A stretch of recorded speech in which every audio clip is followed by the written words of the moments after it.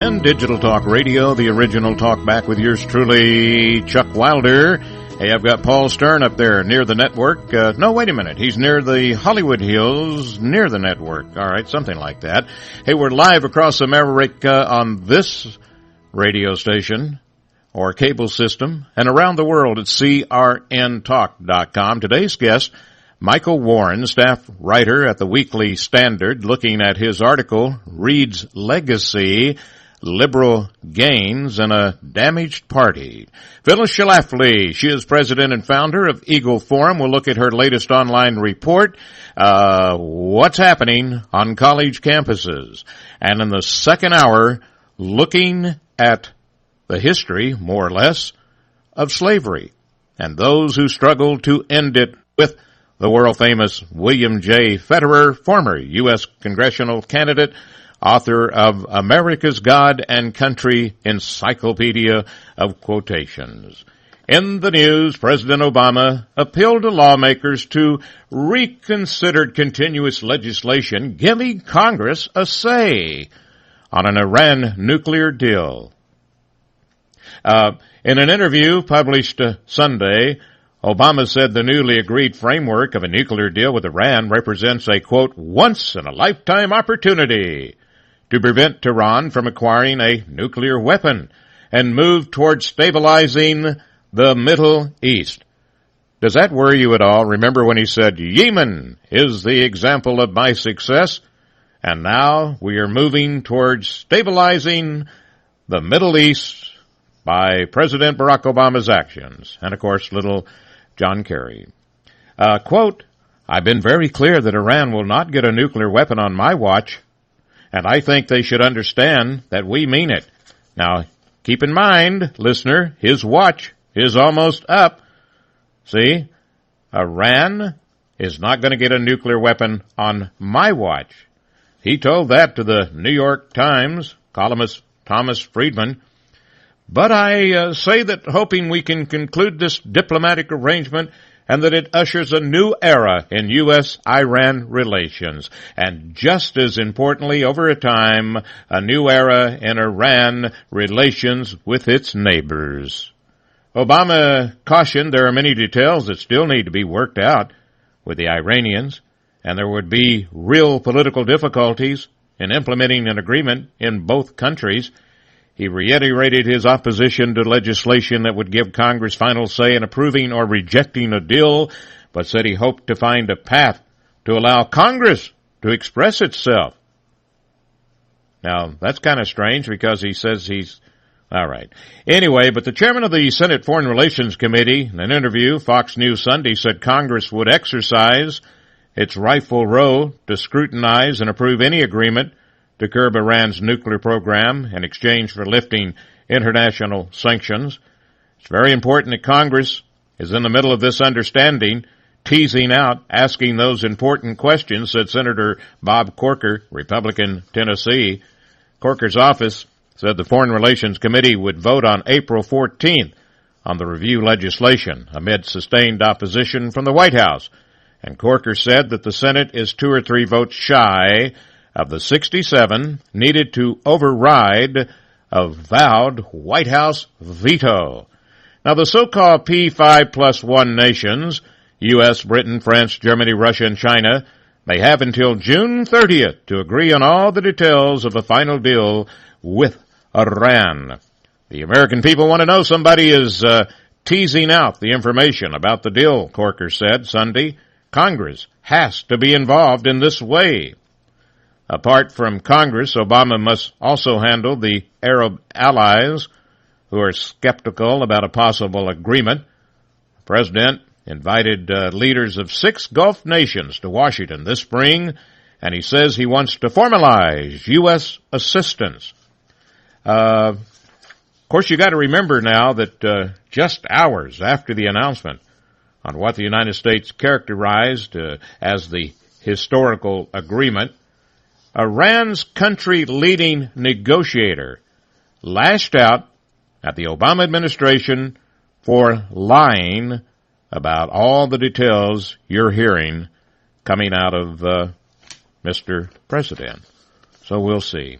Hey, by the way, The expert, Robert Spencer, will be on later this week. We'll be talking about this. And something I'm really going to dig into tomorrow, Rolling Stone magazine retracted its article about a brutal gang rape at the University of Virginia fraternity after the release of a report Sunday that concluded the widely discredited piece was the result of failures at every stage of the process. The report, published by Columbia Graduate School of Journalism and commissioned by Rolling Stone, said the magazine failed to engage in basic, even routine journalistic practice to verify, little things like details of the ordeal that the magazine source, identified only as Jackie, described by the article's author, Sabrina Rubin Erdely. Sunday, Ms. Erdely, in her first extensive comments, said the article was cast into doubt, apologizing to Rolling Stone's readers, her colleagues, and any victims of sexual assault who may feel fearful as a result of my article. In an interview discussing Columbia's findings, Juan S. Wiener, publisher of Rolling Stone, acknowledged the piece's flaws, but said that it represented an isolated and unusual episode, and that Miss Elderly would continue to write for the magazine. Recently, MRC-TV visited the campus of the University of Virginia, which was rocked by the scandal when Rolling Stone published the article, accused several students brutally raping a woman on campus. Following the allegations, the campus erupted in protest, and the fraternity building where the rape was allegedly to have happened was vandalized.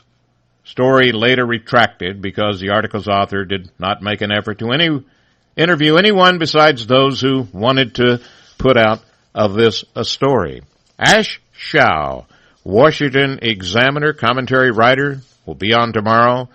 She's looking at 16 reasons that this article is all messed up and the whole thing is messed up. Plus, the University of President says Rolling Stone has damaged serious efforts to combat sexual assault. No one at Rolling Stone going to be fired. How can that be? Huh? And let me see here the other one, which I want to bring to your attention that nobody else is.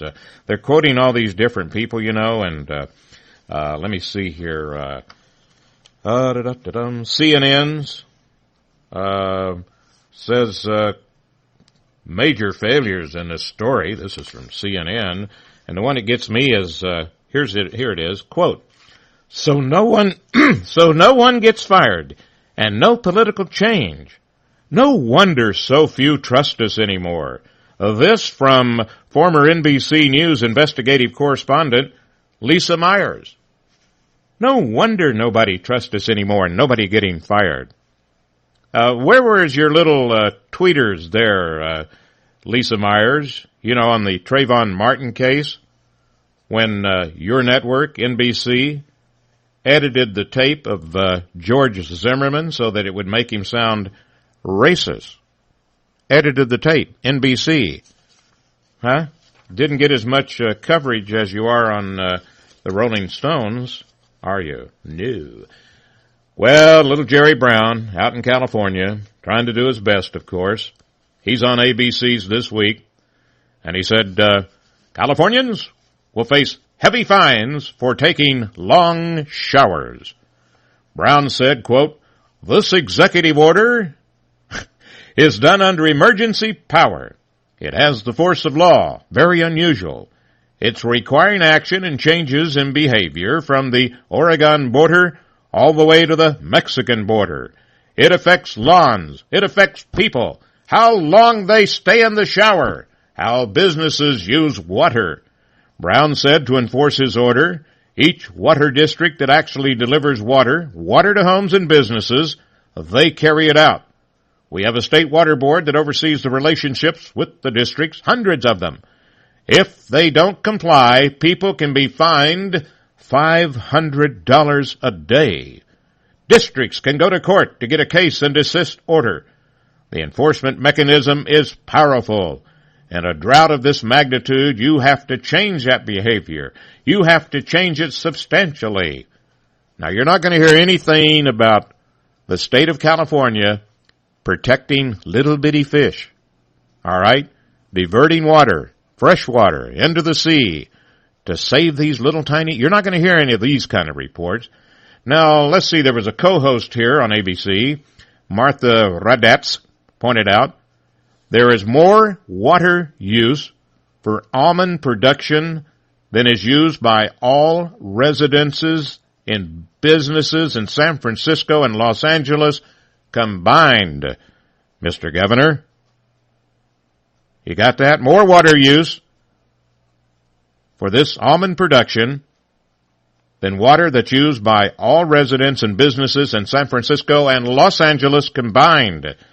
And Brown countered by saying, farm workers who are, and he long pause, farm workers who are very low end of the economic scale here are out of work. There are people in agricultural areas that are suffering who are providing food. Adding, quote, they're not watering their lawns or taking long showers. They're providing most of the fruits and vegetables of America and a significant part of the world. Boy, you got to give Jerry Brown credit. He realizes that these people who are out there working on the almond farms, at the time they're working, are not taking showers. That's what he said. They're not watering their lawns, and they're not taking long showers. And more on this.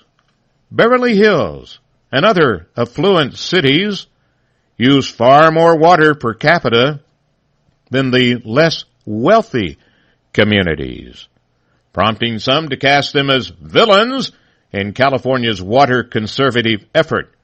Now, residents in communities such as, La Cañada, Flint Ridge, Newport Beach, Malibu, Palos Verdes, we're talking Southern California, for those of you far away, well, they all use more than 150 gallons of water per capita per day in January.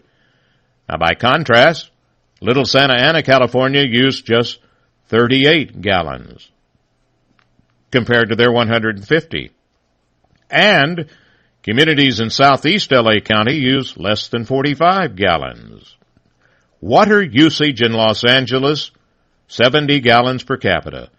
But within the city, a recent UCLA study examining a decade of Department of Water and Power data showed that on average, wealthier neighborhoods consume 3 times more water than less affluent ones.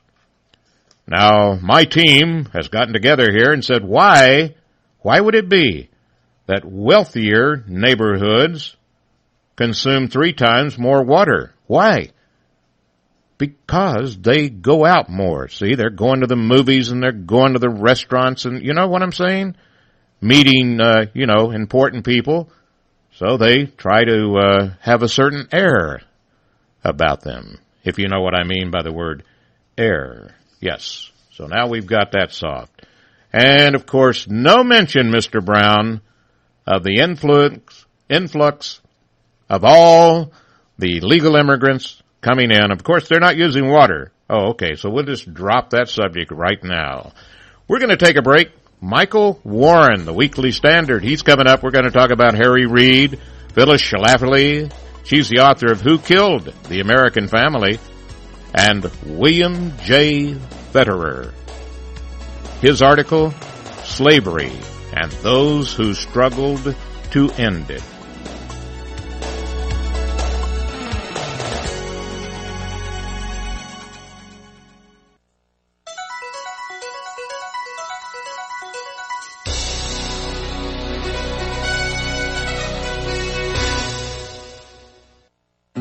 We are perfectionists. We do it right and don't stop until the job is done. We build commercial zero-turn mowers with maneuverability, power, and comfort. Who are we? We are Kubota. Now, during our More Power to You sales event, you can get long-term financing as low as 0% APR on new commercial-grade Z700 series mowers.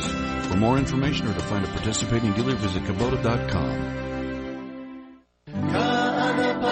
Beach Hotel, Maui's Hawaiian Hotel. Located in the heart of Maui's premier resort, Ka'anapali Beach Hotel is officially recognized as Hawaii's most Hawaiian hotel and the #1 best value in Hawaii. With a range of accommodations and affordable dining options, this is the ideal setting to turn Hawaiian dreams into lifelong memories. Live Hawaiian entertainment every evening, free year-round children's programs, weekly arts and crafts fairs, welcome breakfast, and departure kukui lei ceremonies add to the value. Swim in the whale-shaped pool. Indulge in the fabulous spa and hotel salon. Enjoy Hawaiian hospitality at its best at the Ka'anapali Beach Hotel. Call 800-262-8450 or go to kbhmaui.com. That's kbhmaui.com. Aloha. Ka'anapali Beach Hotel, Maui's Hawaiian Hotel. Have you ever considered adding a home security system but thought it would be too expensive? Here's the good news. There's never been a more affordable time to help protect your home, valuables, and your loved ones. You can now get a $100 Visa card from Protect Your Home, your authorized ADT dealer, with the installation of a new ADT monitored system. Here's even better news. Your new system, worth $850, is free. You pay just a $99 installation charge and purchase monthly monitoring for less than $2 a day. Call Protect Your Home today at 1-866-669-8954. That's 1-866-669-8954.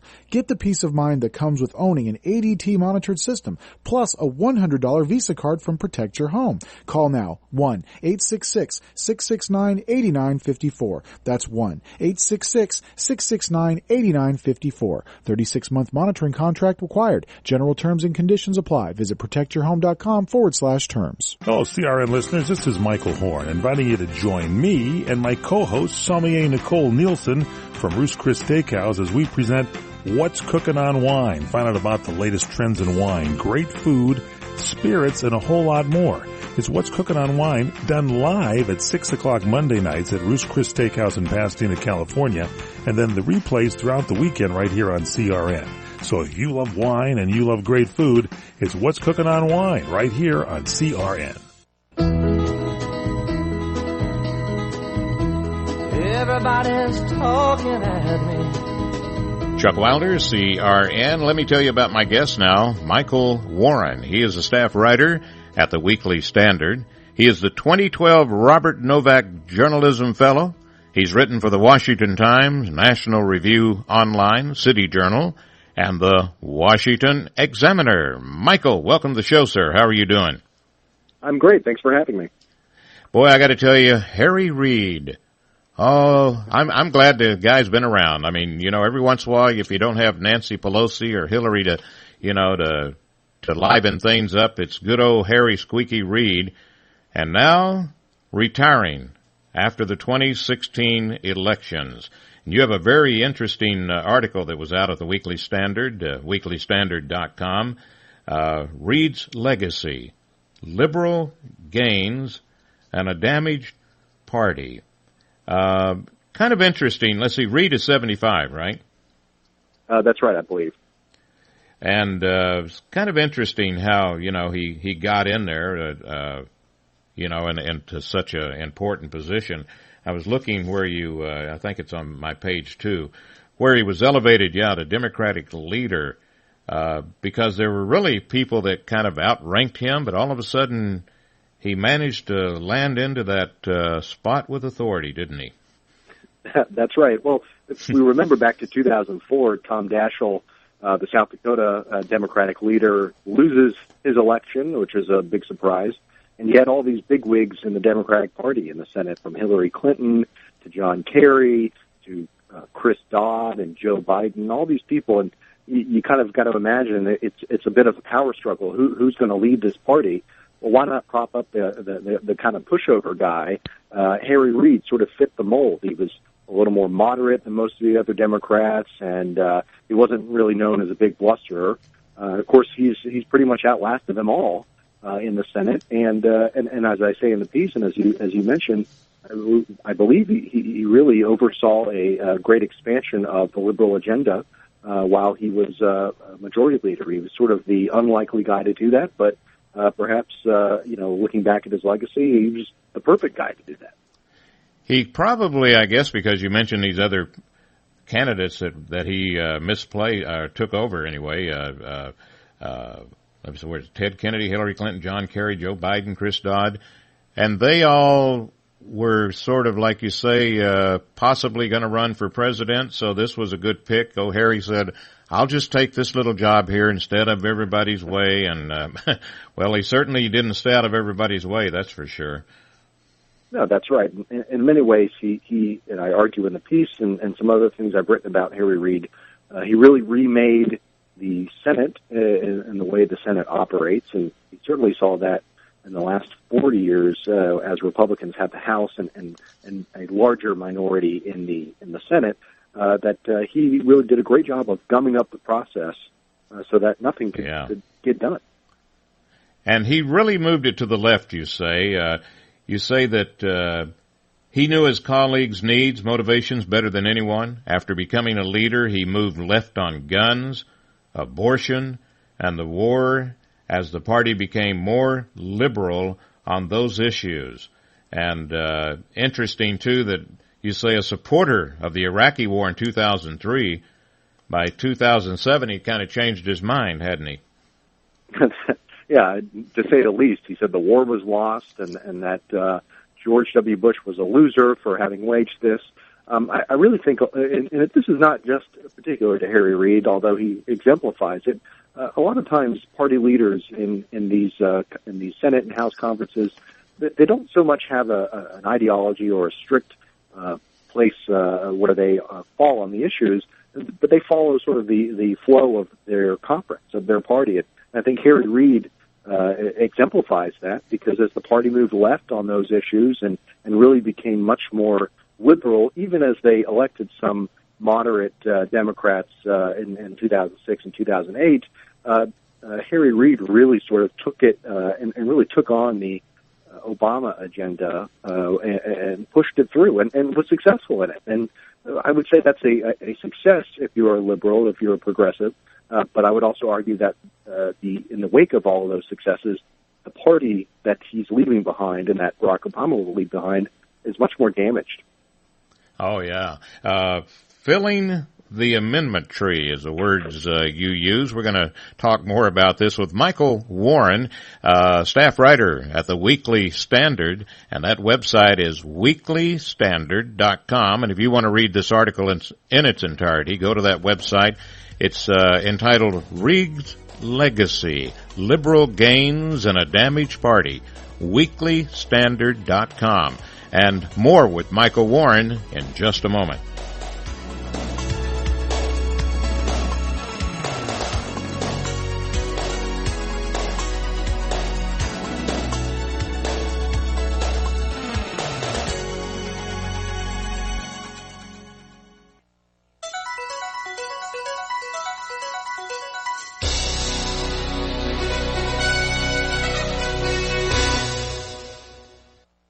This is the Mike Huckabee Report for Friday. I'm Mike Huckabee. I'd like to wish you a blessed Good Friday and Happy Easter while I'm still allowed to. The story next. Looking forward to your tax refund? Well, so are identity thieves who steal refunds by filing fraudulent tax returns. Last year alone, they stole more than an estimated $5 billion from hard-working Americans just like you. Once an identity thief gets a hold of your tax forms, watch out. They know that virtually all the information they need to steal your identity and even your life savings is right there. Help protect yourself with LifeLock Ultimate Plus. LifeLock Ultimate Plus provides protection for your Social Security number, bank accounts, investments, even the equity in your home. And while no one can stop all identity theft and nobody can monitor every single business, LifeLock Ultimate Plus provides their most comprehensive identity theft protection available. If you're filing taxes this year, especially if you're filing online, do what I did and get LifeLock Ultimate Plus. Visit LifeLock.com/Huckabee now or call and use promo code Huckabee to save 10% on your LifeLock Ultimate Plus membership. Call 1-800-240-LOCK, 800-240-LOCK, 800-240-LOCK. My best-selling book, God, Guns, Grits, and Gravy, in the bookstores and available online. Get your copy today. Good Friday is the commemoration of the crucifixion of Jesus, and of course, Easter celebrates his resurrection. Jesus conveyed, love thy neighbor, do unto others as you would have them do unto you. Let him who is without sin cast the first stone. But I can't help wondering why some people feel so threatened But in some places, simply being a Christian can result in a death sentence. But wars over beliefs are not just in the Middle East. Throughout America's history, we've struggled to balance a diverse society with a respect for individual beliefs. Today, there seems to be a very loud and aggressive movement of those who demand absolute acceptance of their views, but show zero tolerance for other people's. If America is to survive, there's another lesson of Jesus we better take to heart, that a house divided against itself shall not stand. We need all the jobs we can get, and the new ADP employment report estimates that only 189,000 private sector jobs were created in the U.S. in March. As usual, the economic experts never saw it coming. They predicted 225,000 jobs. The 189,000 number was the lowest job growth in over a year. And for the first time in 14 months, the U.S. economy actually lost manufacturing jobs, down by 1,000 in March. Meanwhile, first quarter GDP growth was also anemic. Estimates range from 0.8 to 1.2%. Part of the blame for the sluggish economy was put on bad weather. Blaming the weather for the results of bad economic policy reminds me of William Buckley's famous observation that Russia exported grain for hundreds of years, then communism arrived, and they suffered 80 straight years of droughts. I'd like to invite you to join me for the members-only subscription service of the Huckabee Exclusive. You'll get a daily podcast of the Mike Huckabee Report, extra exclusive features delivered to your smartphone or computer, plus my video messages just for members, and a weekly recap of the news with insider perspective. For more information on how to join the Huckabee Exclusive, go to HuckabeeExclusive.com. And this is Easter weekend, and like Christmas, it's both a sacred religious holiday and a secular celebration that's grown bigger every year thanks to all the marketing. The National Retail Federation expects that total Easter spending in the U.S. this year will reach $16.4 billion. That includes $5.3 billion worth of meals and Easter brunches and $2.2 billion for chocolate bunnies and other candy. I assume the remaining $11 billion or so dollars will be spent on Easter baskets, plastic grass, and Rolaids to take after a week of eating egg salad sandwiches. And this is the Mike Huckabee Report. Everybody's talking at me. CRN Chuck Wilder here with my guest Michael Warren, staff writer, Weekly Standard, discussing his article, Reed's Legacy, Liberal Gains in a Damaged Party. And you know, you talk about the fact that Reed, advancing his liberal agenda, got involved in passing the stimulus and Obamacare, and a manipulation of Senate rules and what would become a hallmark Reed tactic. And it was Reed that we mentioned gummed up Congress productivity in subsequent years. His strategy of filling the amendment tree blocked Republican senators from offering their own amendments. Want to talk about that in a moment. Forced Democrats into politically embarrassing debates and votes. As I understand, Michael, there were so many bills that they tried to get on the floor, and Reed never let them get introduced. People kept saying, these Republicans aren't doing anything. Where's their answer to Obamacare? Where's their answer on immigration? They wrote them up. Reed wouldn't put them on the floor. Am I right? No, you're absolutely right. I mean, it was sort of a great deal for Reed. He got to save his members from taking too many embarrassing votes or certainly pushing through, the possibility that one of those House Republican bills actually got through the Senate. He never had to deal with that. And he never had to deal with any of the bad media attention for an intransigent Democratic Senate, because polls showed that most people believed the Congress was controlled by Republicans, even when Harry Reid was in charge, and President Obama did a good job of demagoguing that. So he got the best of both worlds. He got to gum it all up, and he didn't get blamed for it. So then he accuses the GOPs of filibustering the important work of the Senate, and prompted, as you say in your article, by the liberal wing of the conference, Reed changed the Senate's long-standing filibuster rules in 2013 to further weaken the minority party. And I remember when this happened, Michael, I was telling my listeners, you know what? And watch out, when the Republicans get in, The Democrats are going to raise holy hell. You can't do this. What in the world? How in the world can you change? Oh my, this is not fair. And the Republicans will say, yeah, you're right. We got to go back to the way it was. It's like you think that could happen? Oh, well, there's already been some talk about that. Mitch McConnell has said, we need to move back toward a regular order in the Senate, and that's good for some things, but in other ways, Republicans would really hurt themselves if they went back to the way things were, because Democrats could cause some uncomfortable situations for them. So this is something where Reid has sort of changed the way the Senate works, and now both sides assume bad faith on the other, and ultimately it's sort of hurt the country in that way. Now, there are some people here, you say, that they owe a lot of thanks to Harry Reid. I guess he put them in the position they're in. Would you name off those? I know Russ Feingold sticks out like a sore thumb. Sure. Well, and this is sort of the flip side of what Harry Reid's successes, as I was talking about in the previous segment, is that he was able to push through quite a bit of liberal legislation. The problem was that the country didn't much care for it, and they made it heard, made it known in the 2010 election. Russ Feingold from Wisconsin was one of the ones who lost his seat.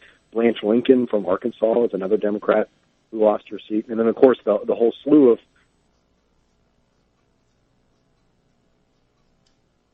Whoops, accidentally lost Michael. He's going to get him back real quick here because he has a great closing. But I'll tell you, these people that, can say, thank you, Harry, Blanche Lincoln, Russ Feingold, Mark Pryor, Mary Landrieu, wow, Kay Hagan, Mark Udall, Mark Bly, and Michael says that the Democratic conference Reid will leave behind is a smaller and more liberal one than he took over in 2005. He held on just long enough to stop Republicans from being a fully effective check on Obama, but his iron-fisted control over the process also hurt the red state Democrats' abilities to distinguish themselves from the party. That was when the political wind shifted toward the former GOP senators. Boy, I wished I had time to get into the whole thing that I think Reid's number one reason for retiring is that he doesn't want to be held accountable for all these visa frauds that he's involved with, and he wants to get out before, the Republicans really, a Republican president maybe gets in there and has a little, looking for the right word, gumption maybe to take him on. But we'll see. But your closing article, your closing comments in this article, in his video announcing his retirement, Reid had a message for his successor as Majority Leader Representative Mitch McConnell. And what did he say to Mitch McConnell? He basically said that, it's the next 22 months I'll still be around, and I can't remember the exact words of the article. Yeah, you said, you'll still have me to kick around. Yeah, don't be too elated, he said. Right. I'm going to be here for 22 months. And you know what I'm going to be doing? The same thing I've done since I first came to the Senate. The message, as Michael Warren says, it's going to be a long 22 months because they still got Harry to kick around. Yeah, well, we'll see if anything comes of all his visa activities and his Bundy Ranch activity. Well, it just goes on and on and on. Not one of my favorite people there. All right. Hey, thank you very much, Michael, and look forward to our next visit, sir. Thanks so much for having me. Michael Warren, Weekly Standard, and the website weeklystandard.com.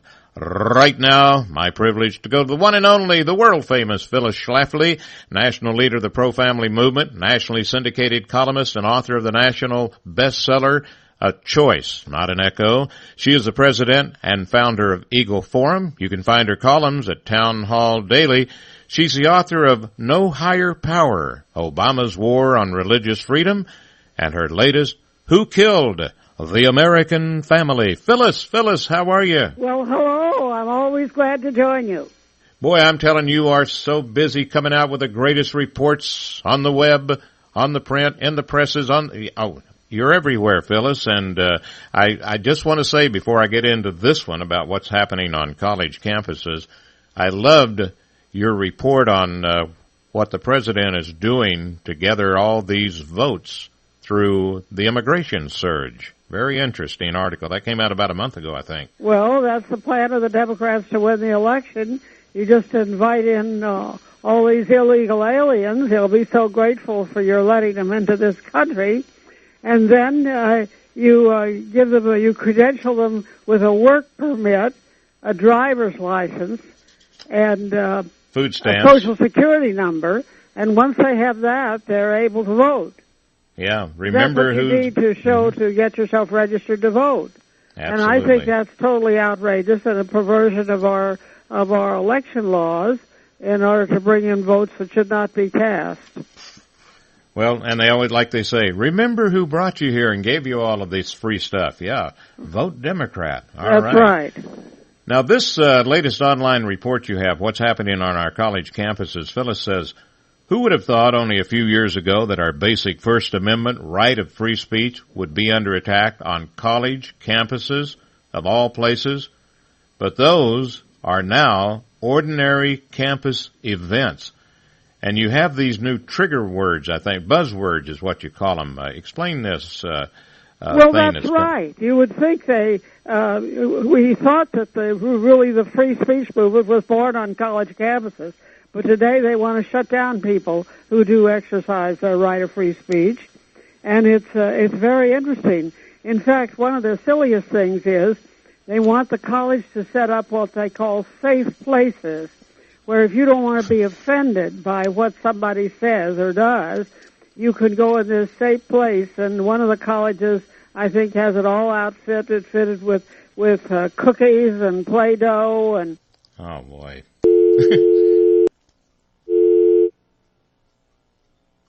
Well, apparently, I told you guys don't spray those phone buttons with WD-40. Because you just look at them and they go sideways there. Okay, we'll get her back. In her online article, she says progressives want to shield college students from what they call scary ideas. Scary ideas. And they're not referring to Hollywood pranks or costumes or to historic wartime episodes, of the bitter fighting. They've got these new buzzwords. Trigger warnings, sexual paranoia, and professors talk about the need to overturn privilege theory. Privilege theory. This is anyone who can't claim to belong to an oppressed group must be unfairly advantaged by unearned privilege. See, if there's not something wrong with you, then you're the privilege. You're the privilege, yes. And students claim they suffer from, and of course they got to have a longer than 10-letter word, right, Phyllis, to make it sound good. Microaggressions. Is that it? Well, yes, and a lot of those words I never heard and don't even understand.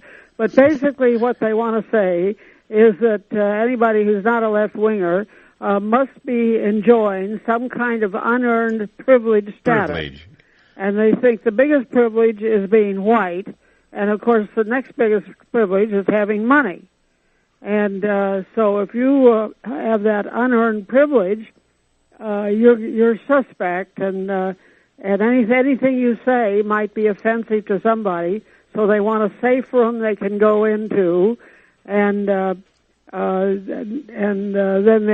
they won't be offended if they have some soft music to play and maybe some counselors to help them over. And Phyllis, they are also, and listener, if you're ready for this, to show you how our colleges are, I guess falling into the cracks. Listen to this.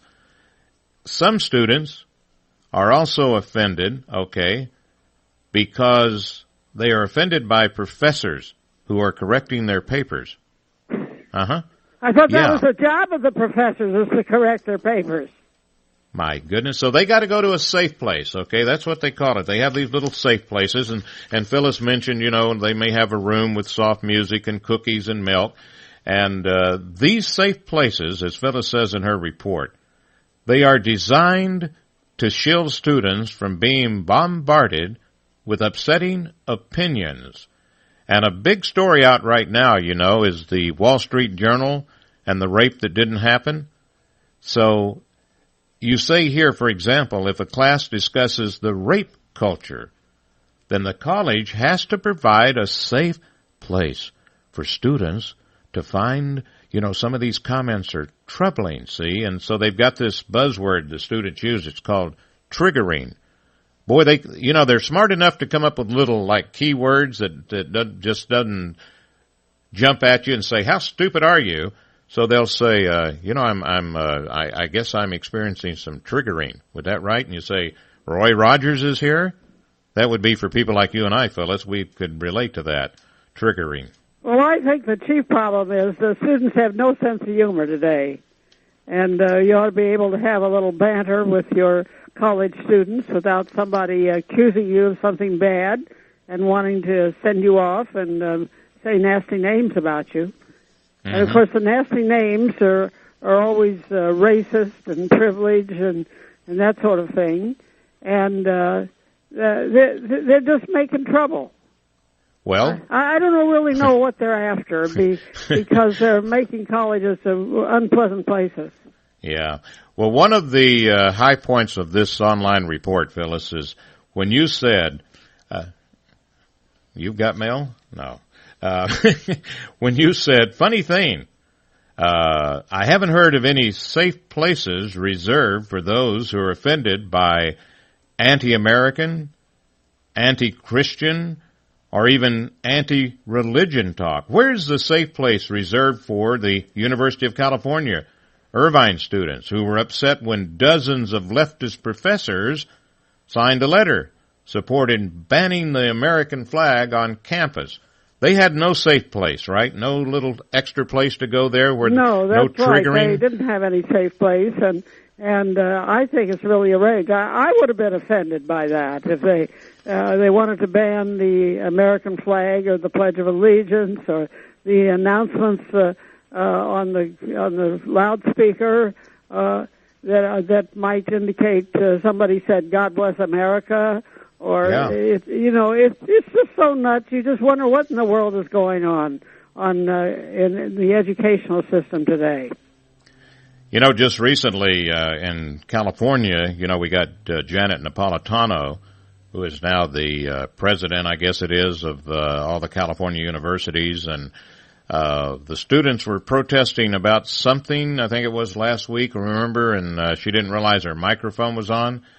And she was telling the dean of the university because she says because she was offended by them just speaking up. That was the main thing. You could see it in her face.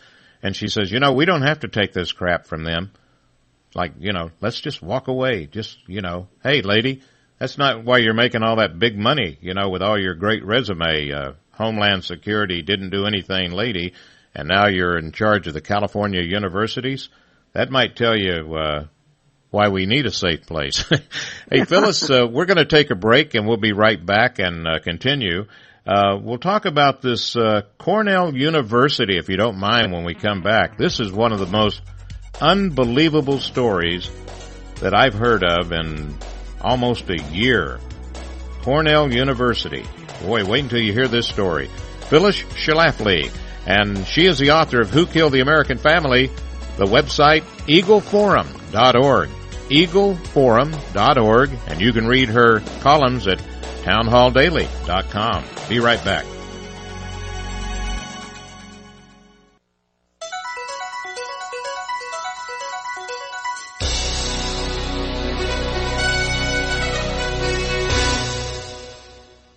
You're experiencing pain, back pain, shoulder, elbow, or hand pain, pain from a sports injury. If so, schedule a visit with Dr. Michael Sheps, the leading expert in laser therapy for pain management. Call 310-873-4422 or go to drsheps.com. Experience Epic T, the breakthrough laser therapy system that Dr. Ships developed to make you pain-free in less time. Laser therapy is a non-invasive, safe, and effective in-office procedure that penetrates deep into your skin without damaging the tissue. It perfectly targets areas of pain to promote fast, natural healing.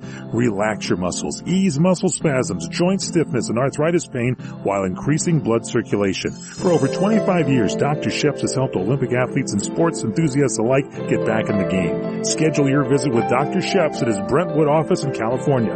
Call 310-873-4422 or visit drships.com. That's DRSHEPS.com. 310-873-4422.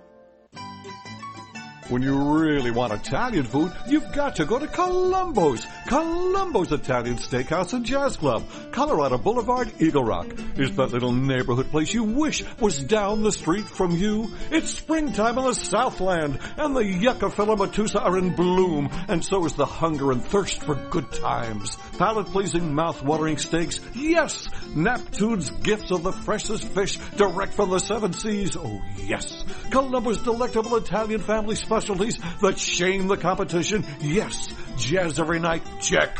All at such reasonable prices, yes, yes, yes! And might I add one more yes? Thank you. Let us not forget their award-winning meatballs, oh yes! Columbo's. It's more than the stuff of urban legend. It is that good. Columbo's, because it really is that little neighborhood place you wish was down the street from you. Columbo's. Yes. Manja. I'm your pet. Woof. Meow. And now that it's getting warmer, I'll be getting out a lot more. Yep, where the fleas and ticks are. Good thing 1-800-PET-MEDS offers the same flea, tick, and heartworm medications as the vet, but for up to 50% less. 1-800-PET-MEDS also has fast free shipping and 100% satisfaction guarantee. So call or go to 1-800-PETMEDS.com today and protect me, your pet. Free shipping on orders over $49. Here on CRN, we'd like to keep you updated on what's happening in wine throughout the state of California. Napa, Sonoma, the Pacific Coast has great regions like the Central Coast area, Paso Robles, Santa Barbara, Temecula. Join our very own Larry Van Alst as he takes a look at what's cooking on wine, the Sonoma Report. It comes your way Wednesday evenings at 6 p.m. right here on CRN. Winemakers, superstars, wine growers, and more. With Larry Van Alst, what's cooking on wine, the Sonoma Report. Everybody's talking at me. And I want to remind you that if you want to read this article, the online report, also if you want to get her latest book, Who Killed the American Family, make sure you go to the website, eagleforum.org, eagleforum.org. Now, perhaps one of the, what in the world did you just say? Cornell University, I guess they're, an undercover, I don't know if it was Breitbart or one of those guys, did a undercover interview with this guy at Cornell University. He was assistant dean of students, and they were talking about the terrorist group, ISA. Tell the listener what in the world this was all about. Well, he said he would, he believes in academic freedom and letting anything be said, okay? So he said he would welcome a pro-ISIS group on the Cornell campus, even if they wanted to conduct a training camp for students on ship care or send ship packages to the Middle East. Well, no, that's treason. That's war making. That's not free speech. But that's the way they act. But at the same time, there are other colleges, and one of them is the California State University at Stanislaus in Turlock, that wants to ban them from campus because they have a rule that the officers of their Christian organization have to be Christian. Now, you can come and join it. We'll welcome anybody who wants to come. But if you're going to be an officer of the organization, they said you had to be a Christian. But that almost was like the Boy Scouts, Girl Scouts. Almost like Boy Scouts, Girl Scouts, Phyllis. Boy, here we go again. That's right. And you sort of touched on this a moment ago because this happened at Pine Bush High School in New York State. This was where they did the Pledge of Allegiance in Arabic and saying, well, it was our whole thing about recognizing religions throughout the world and da-da-da-da-da in their different languages. And one student came up with a perfect solution to all of this. He said, look, every time you want to salute a certain country, then have the students that day use that language saying good morning or good afternoon. That'll do it. You don't need to take the Pledge of Allegiance. You know what I'm saying? Yeah. Wow. Right. No, the Pledge of Allegiance should be said in English. English is our language. And English is a unifying technique for keeping America to be one nation under God, and a kind of a country where we do work together and believe in certain things. And I'm just so sick of these people who want to change the United States, say we're no longer exceptional, we're no longer want superiority of military force, and the whole world is better off if we are the strongest nation. Because if we are the strongest and have military superiority, then our friends will rely on us and our enemies will respect us. Well, and I, myself and some of the guests I have, we talk about this surge that this president is conducting, and the majority, not even the majority, it's like there aren't any whites coming across here. It's people who are from countries who never even heard of the Constitution, the Bill of Rights, and they're used to living the kind of socialism, you might call it. So beware. Hey, Phyllis, all out of time. If they want to get your book, Who Killed the American Family, do you have a link there at eagleforum.org? Eagleforum.org. You can get any of my books at eagleforum.org. I certainly appreciate your visit today, and we'll do it again, ma'am. Always good to join you. Thank you. Thank you very much. Coming up next, William J. Federer, former U.S. congressional candidate, author of America's God and Country Encyclopedia of Quotations. We're going to talk about slavery. Yes, don't go away.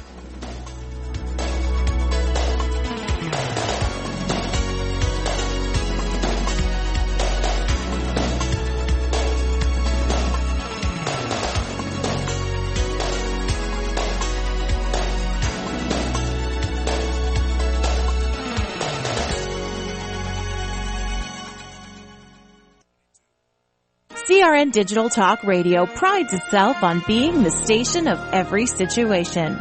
And you can listen to us on nearly any platform and device. Download to your iPhone, Android, and BlackBerry episodes of What's Cookin'.